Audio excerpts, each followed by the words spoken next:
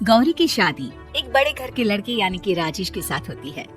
राजेश की 4 बहनें हैं और सभी अपने भाई पर जान छिड़कती है। अरे पापा, ये राजेश के लिए कैसी छोटी सी हिट की लड़की ब्याह लाए आप? हम लोगों का भाई तो राजकुमार है, उसके लिए तो कोई राजकुमारी होनी चाहिए थी। गौरी को ननद की बात बुरी लगती है और वो रोने लगती है। अरे क्यों गला फाड़ रही है? क्या गलत बोल दिया मेरी बेटी ने?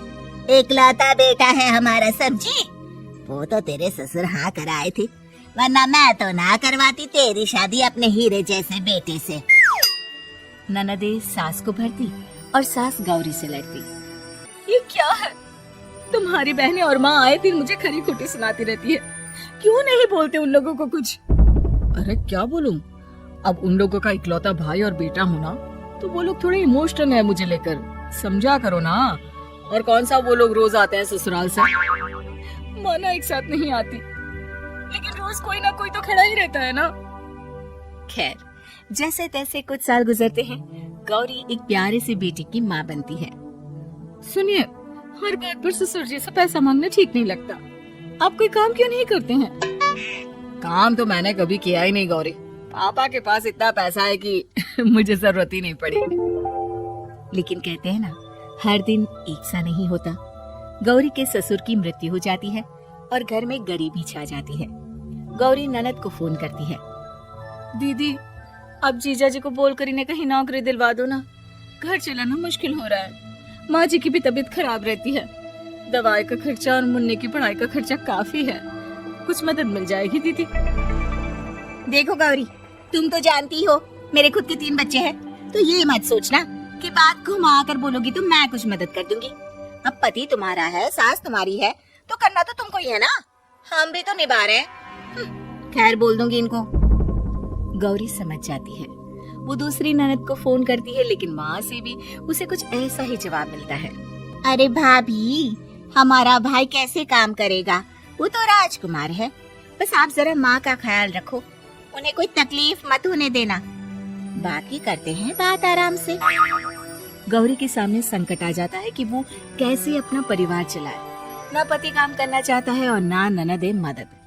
फिर एक रोज गौरी की सहेली कहती है, गौरी, मैं ना एक फैक्ट्री में काम करती हूँ, तुम्हारी परेशानी समझ सकती हूँ।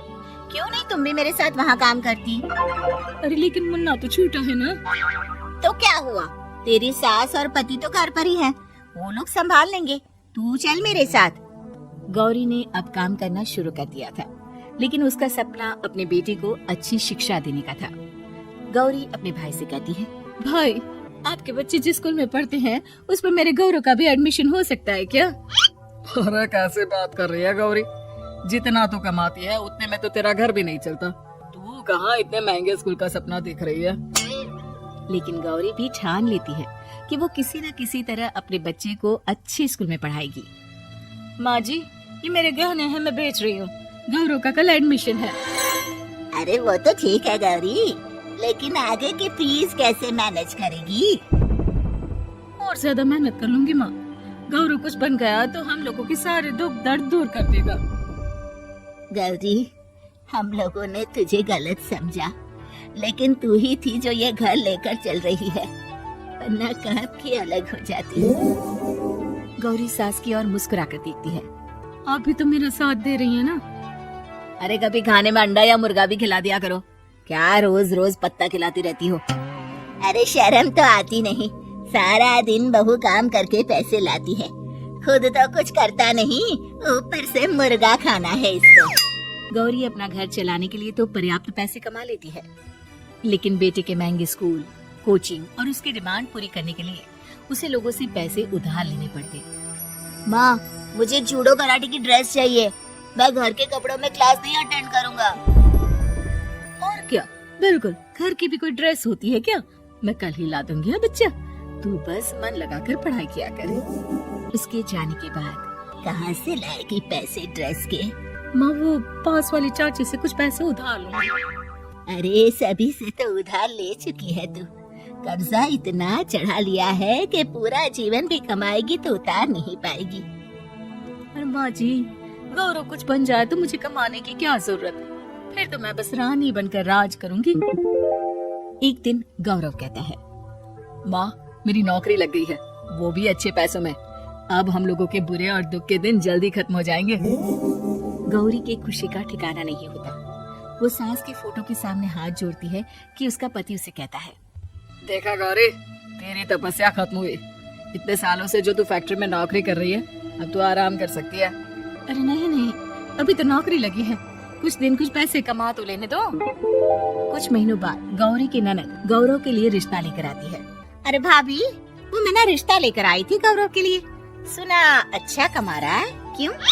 देखा मेरी बहन कितनी अच्छी है, कितना सोचती है हम लोगों के लिए। गौरी कुछ नहीं कहती, लेकिन उसका मन नहीं होता है कि वो बेटी की शादी इतनी जल्दी कर दे। हाँ वो तो ठीक है, लेकिन अभी कुछ कर्जा है जिसे उतारना है। तो क्या हो गया, शादी के बाद भी उतार लेगा। कम से कम एक लड़की आ जाएगी तो आराम रहेगा। गौरी लोगों के प्रेशर में आकर बेटी की शादी कर देती है और शादी के बाद एक दिन जब अपनी फैक्ट्री में जाती है। मैनेजर साहब, कैसे इस फैक्ट्री में 22 साल काम कर लिया पता ही नहीं चला। अब तो बेटा सेटल हो चुका है, नौकरी की जरूरत नहीं है। लेकिन आप सभी का शुक्रिया। गौरी बहन, बहुत मेहनत की तुमने जीवन में, अब भगवान कोई मुश्किल ना दे। गौरी घर आती है, लेकिन दरवाजे के बाहर से ही उसे बहू और बेटे की आवाज सुनाई देती है। क्या है, तुम्हारी माँ ने तो सोचा भी नहीं कि जो कर्जा वो ले रही है खुद की अय्याशी के लिए, वो हम लोग क्यों भरे? उनका कर्जा है, वो देखे। हाँ, लेकिन क्या करूं, माँ को छोड़कर रह भी तो नहीं सकता ना। अरे रह नहीं सकते तो क्या करोगे? पूरी जिंदगी उनका कर्जा चुकाते रहोगे? कल को हमारी भी फैमिली बढ़ेगी, कैसे मैनेज करेंगे? मैं नहीं जानती, साफ साफ बोल दो पैसे नहीं है फालतू के। जिसका कर्जा है वही निपटाए। गौरी बेटी बहू की बात सुनकर स्तब्ध रह जाती है और अंदर न आकर वहाँ से सीधी फैक्ट्री जाती है। मैनेजर साहब, मैं सोच रही थी कि इतनी जल्दी नौकरी नहीं छोड़नी चाहिए। जब तक हिम्मत है तो कर लेते हैं। वो मेरा इस्तीफा ना वापस कर दीजिए। ये बोलकर गौरी की आंख लाल हो जाती है। मैनेजर समझ जाता है कि गौरी की उम्मीद टूट चुकी है। वो उसके हाथ में इस्तीफा रखकर कहता है, कर्जा माँ का है तो माँ ही चुकाएगी। माँ का कर्जा आज तक क्या कोई चुका पाया है?